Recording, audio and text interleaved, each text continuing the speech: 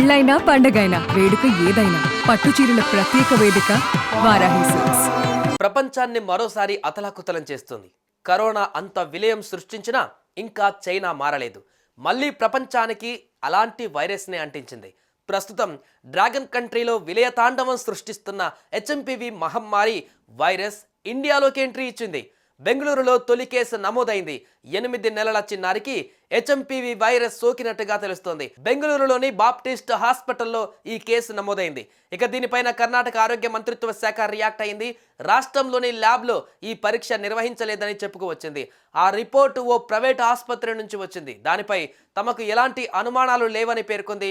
అయితే ఈ వైరస్ వ్యాప్తిపై కేంద్ర ఆరోగ్య శాఖ నుంచి ఇప్పటి వరకు ఎలాంటి ధృవీకరణ రాలేదు.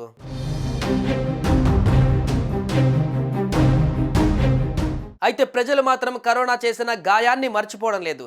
ఇదే విధంగా ఒక్కొక్క కేసుగా నమోదై లక్షలాది మందిని పొట్టన పెట్టుకుంది.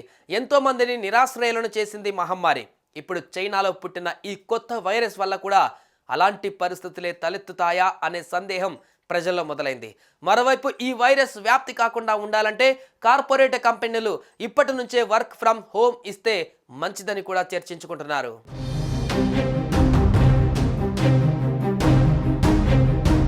కరోనా వైరస్ ను జనం మర్చిపోతున్న తరుణంలో మరో కొత్త వైరస్ కు చైనా పుట్టినిల్లుగా మారింది.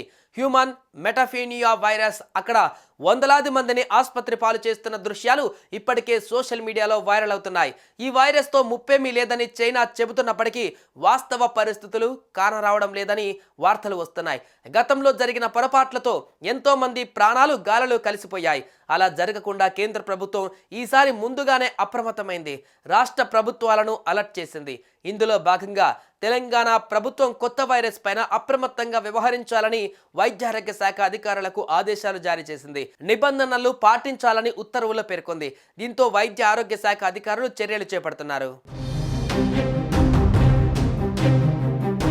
చైనాలో బయటపడ్డ కొత్త వైరస్ హెచ్ఎంపీవీ భారత్లోకి ప్రవేశించింది. బెంగళూరుకు చెందిన 8 నెలల పాపకు ఈ వైరస్ సోకినట్లుగా పరీక్షలలో బయటపడింది. ఈ విషయాన్ని కర్ణాటక ప్రభుత్వం నిర్ధారించింది.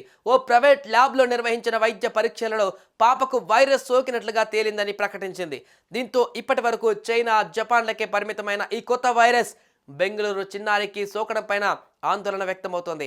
పాపకు వైరస్ ఎలా సోకిందనే వివరాలు ఇంకా తెలియరాలేదని, వైరస్ స్ట్రెయిన్ వైద్య నిపుణులకు అంతు పట్టడం లేదని కర్ణాటక వైద్య ఆరోగ్య శాఖ అధికారులు చెబుతున్నారు.